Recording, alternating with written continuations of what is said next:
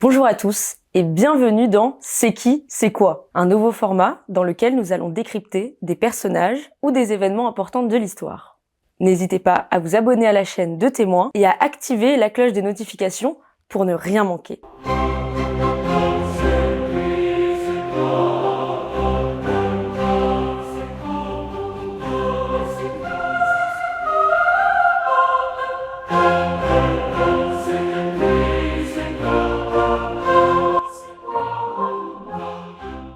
Un sondage datant de janvier dernier par OpinionWay a interrogé des jeunes de 16 à 24 ans et a démontré que seulement 54% savent dater la Révolution française. Mais alors, c'est quoi le 14 juillet? C'est quoi le 14 juillet? C'est une fête nationale. La fête nationale. Eh oui, c'est la fête nationale française. C'est la fête nationale. La fête nationale. Et c'est quoi historiquement? La fête nationale, tout simplement. C'est l'armistice? J'ai jamais entendu parler du 14 juillet. C'est la Bastille, genre. C'est la prise de la Bastille. Notre génération à nous, on est là, on s'en fout un peu tout ce qui nous intéresse, c'est ce qu'il y a sur le téléphone. Donc voilà, mais c'est vrai qu'on devrait un peu plus s'instruire. Pour moi, c'est vrai que j'ai l'impression que la hype, elle est un peu tombée. Enfin, on en parle vite fait. C'est vrai qu'on le fête, mais qu'on sait pas trop pour quelles raisons. Donc c'est vrai que ça pourrait être intéressant que les médias le relaient un peu et qu'on sache vraiment de quoi on parle. Tout d'abord, commençons par le contexte historique.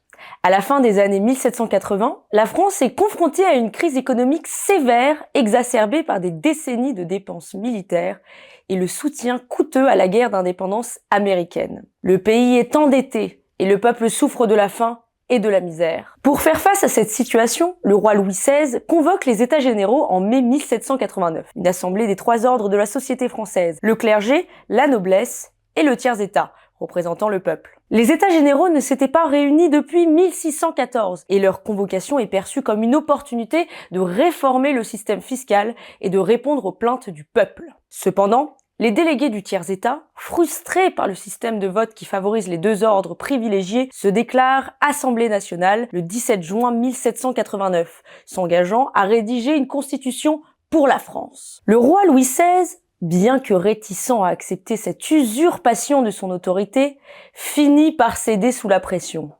Cependant, la situation à Paris reste explosive.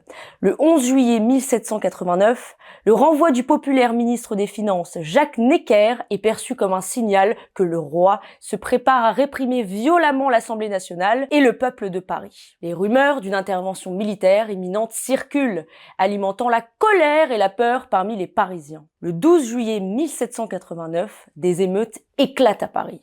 Des manifestants craignant pour leur sécurité cherchent des armes pour se défendre. Le 13 juillet 1789, ils prennent d'assaut les Invalides, une installation militaire, et s'emparent de milliers de fusils, mais trouvent peu de poudre. Cette recherche de munitions conduit directement à la Bastille, une forteresse médiévale située à l'est de Paris. Nous allons tout de suite venir à la prise de la Bastille, l'élément central de cette vidéo. Le matin du 14 juillet 1789, une foule massive se dirige vers la Bastille. Cette forteresse, bien que symbolique de l'autorité royale et de l'absolutisme, ne contient à ce moment que 7 prisonniers, dont aucun n'est un symbole de l'oppression royale. Ce sont plutôt les munitions stockées à la Bastille qui intéressent les émeutiers. Le gouverneur de la Bastille, Bernard-René de Launay, tente de négocier avec les insurgés. Il accepte de ne pas ouvrir le feu si la foule ne pénètre pas dans la forteresse. Cependant, les négociations échouent et la situation dégénère rapidement en violence. Après plusieurs heures de combat, renforcés par des déserteurs de la garde royale, les émeutiers prennent d'assaut la Bastille. Bernard-René de Launay est capturé et assassiné. Sa tête est portée en triomphe par la foule à travers Paris. Une scène de brutalité qui choque même certains des révolutionnaires. La prise de la Bastille n'est pas seulement une victoire symbolique, mais aussi une victoire stratégique. Les révolutionnaires s'emparent des munitions nécessaires pour continuer leur rébellion. Le roi Louis XVI, informé de la chute de la Bastille, se rend compte de l'ampleur de la crise. En apprenant la nouvelle, il demande « C'est une révolte ?» Et le duc de la Rochefoucauld-Liancourt lui répond tristement « Non, sire, c'est une révolution. » Le 17 juillet, Louis XVI se rend à Paris. Accompagné par le maire de la ville et le marquis de Lafayette, il porte la cocarde tricolore, symbole de la Révolution, en signe de conciliation. Cependant, cette tentative de rapprochement ne suffit pas à apaiser les tensions. Les événements du 14 juillet ont montré que le peuple de Paris pouvait défier avec succès l'autorité royale, ce qui encourage davantage les révoltes dans d'autres régions de France. Suite à la prise de la Bastille, la grande peur se répand dans les campagnes françaises.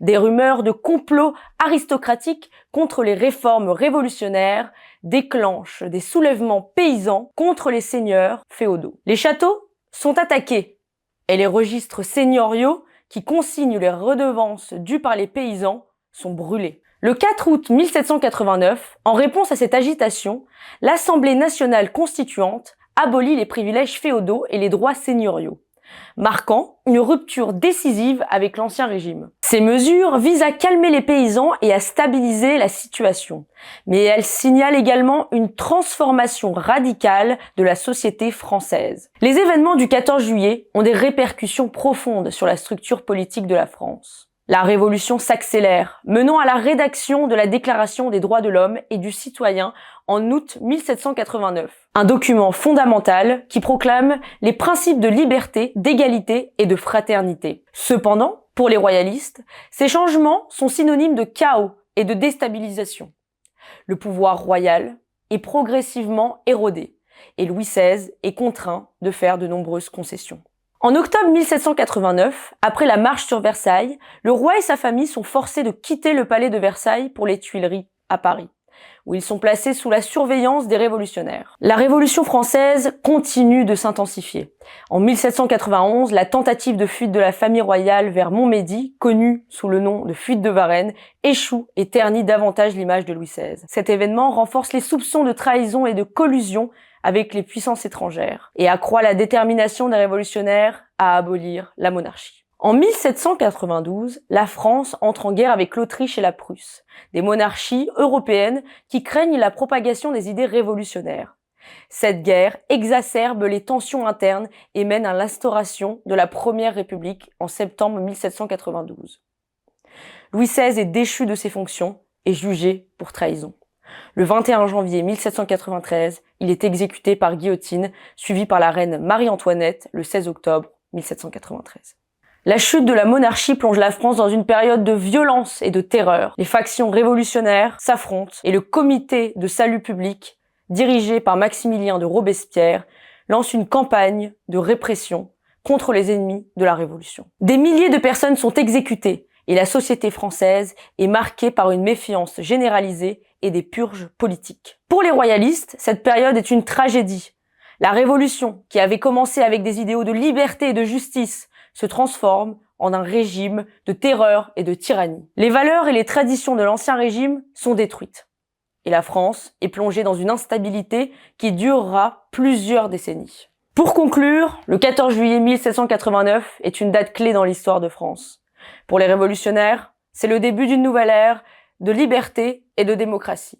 Pour les royalistes, c'est le point de départ de la destruction d'un ordre établi et le début d'une période de chaos et de violence. La prise de la Bastille, bien plus qu'un simple acte de libération, représente la chute d'un symbole de l'autorité royale et l'avènement d'une ère d'instabilité. La Révolution française a profondément transformé la France et le monde, mais elle a également coûté cher en termes de vie humaine et de souffrance. Merci d'avoir suivi cette vidéo. Nous nous retrouvons la semaine prochaine pour un C'est qui c'est quoi. Et cette fois-ci, nous allons découvrir qui est Ursula von der Leyen. En attendant, je vous invite à vous abonner à la chaîne et à liker cette vidéo. À très vite.